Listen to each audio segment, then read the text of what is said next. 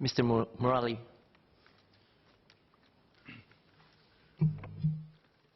Mr. Deputy Speaker, sir, I declare my interest as a lawyer in private practice. I support the aims behind this bill, which is really to propel Singapore as a premier international fund management center. I fully agree with the Honourable Minister's characterization of this bill as a game changer.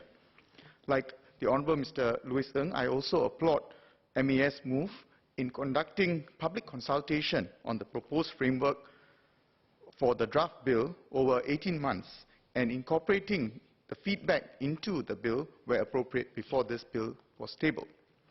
Singapore''s ability to attract and domicile funds is significantly advanced. Hitherto, there were 3 vehicles for fund setup, as the Honourable Minister mentioned: trusts, LLPs and companies.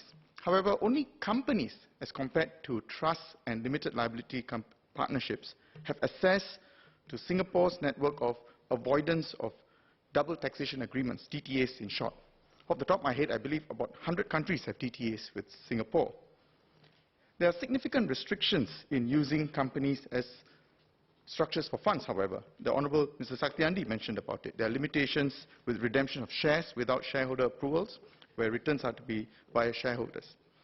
Limitations with respect to redeeming shares using capital. This is because of the need to satisfy the solvency requirements, which are on the whole entity basis.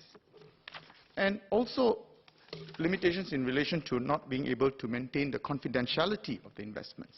And all these problems would be addressed directly by the introductions of the VCCs. VCCs are recognized under the DTAs as corporations that can benefit from the DTA agreements. And this is a unique and significant advantage that funds domiciled in Singapore would get. At the same time, there are safeguards in that only MAS-regulated fund managers may operate the funds under the VCC corporate structure. In particular, well-established regulations dealing with prevention of money laundering and terrorism financing apply to regulated fund managers.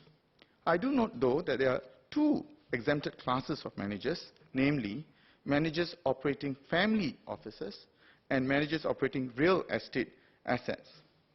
The funds via VCCs themselves are regulated for AML via the proposed Part 7 of the bill. What steps can be taken to ensure that the level of supervision on these exempted managers are also comparable to regulated fund managers? This is because AML risks exist vis-à-vis family office and real estate asset managers too. I further seek clarification on the following. In relation to the re-domiciliation of funds, what would be the criteria to allow the migration?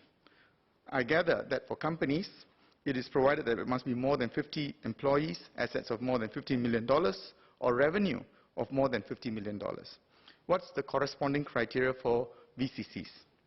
Recognizing that fund vehicles have a long time span, it is not unusual for fund vehicles to be operating for 10 years or more.